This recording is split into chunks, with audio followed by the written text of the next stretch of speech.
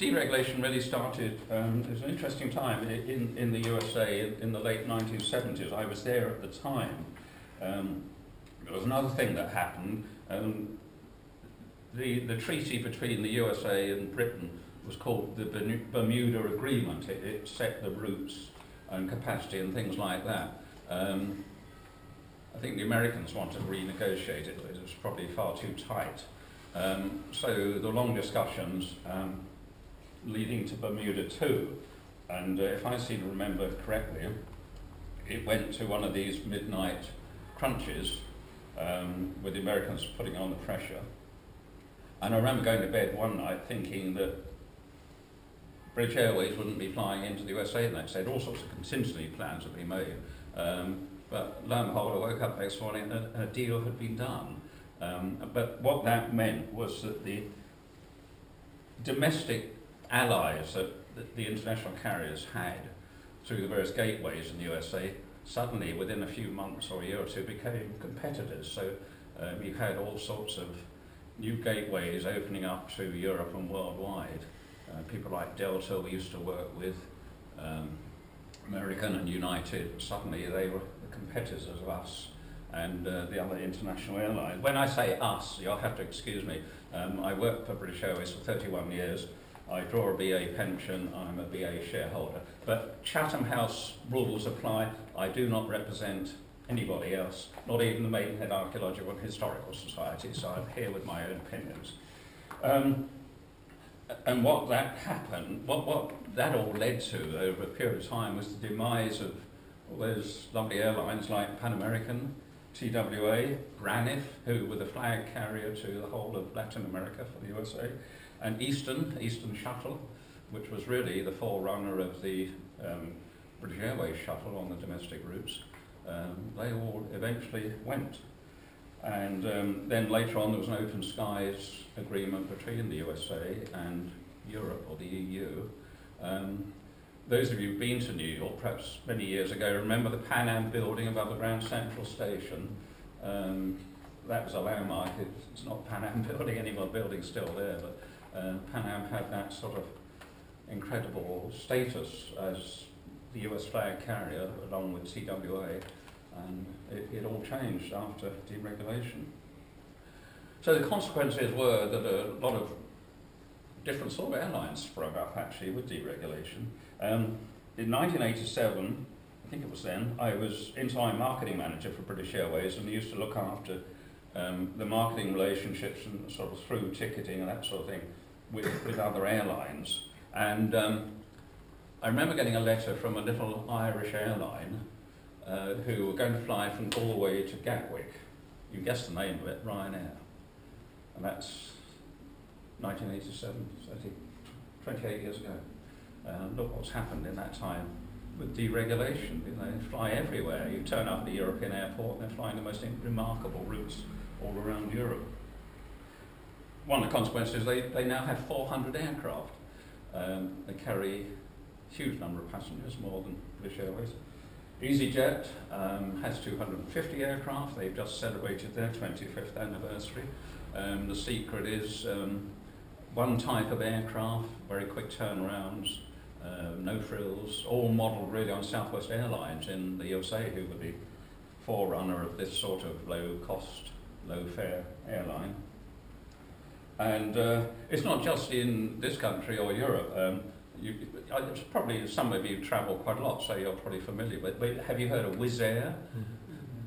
I think they're Hungary-based, but they're a very big airline. And that very high-cost country that's outside the EU manages to have an airline called Norwegian, which I think is the third biggest operator at Gatwick. Certainly, it's a low-cost airline, and they've managed to find ways of operating long-haul low-fare services, not just within Europe.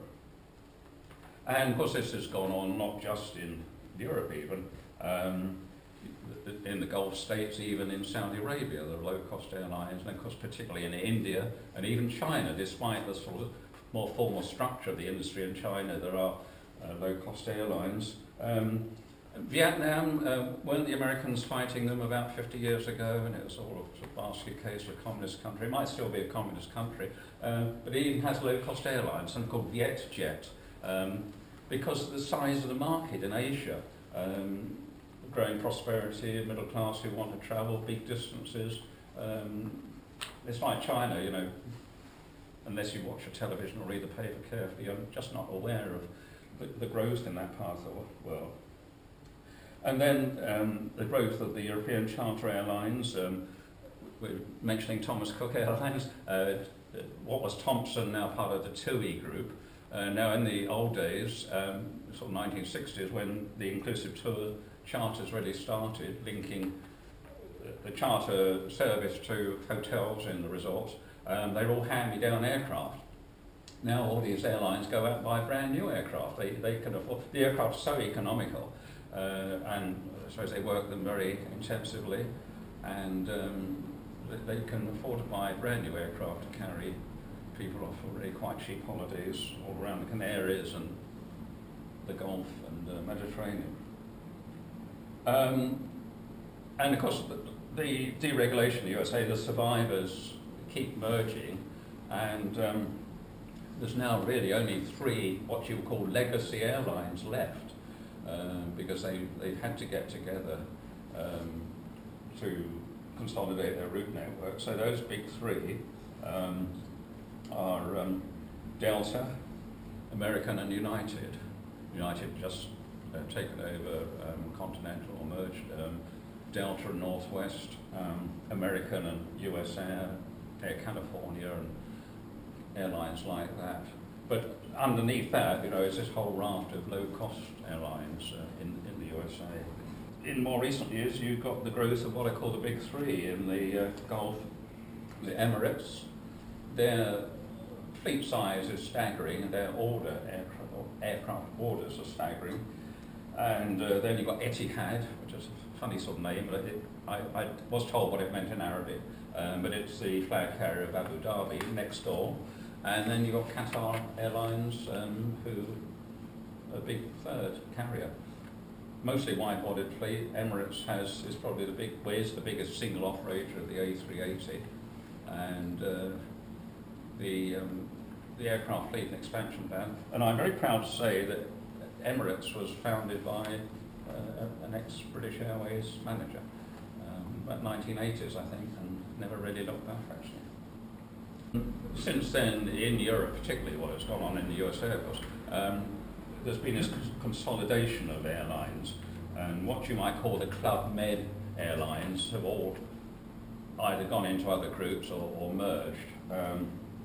As you know, British Airways took over Iberia some years ago when Iberia was losing quite a lot of money. It's just taken over Aer Lingus, and Alitalia has a 49% shareholding, I think, by Etihad. Etihad have gone out to buy shareholdings in other airlines, and they can then form a close sort of marketing and network and purchasing relationship. And TAP has just been privatised to a group of investors, and they've now come up with quite ambitious plans to expand their network and modernise their fleet, being on a very interesting situation right on the edge of Europe, but ready to fly off to South America. And then you have as I mentioned, Lufthansa, of course. That was the first one. Lufthansa bought Austrian Airlines and Swiss, so there's a block of airlines right there in Central Europe. So you rather like USA, you've got the airlines forming quite big blocks. And the other thing that's gone on, though, are the alliances between airlines. This started with Lufthansa and United forming Star Alliance, and then BA followed with One World, and then Air France with SkyTeam, Air France and Delta, or Air France KLM and Delta, One World with airlines around the world. So these airlines really aim to, again, build up a sort of a seamless network as much as possible, joint marketing and the ability really to fly more easily really around the world with the member airlines.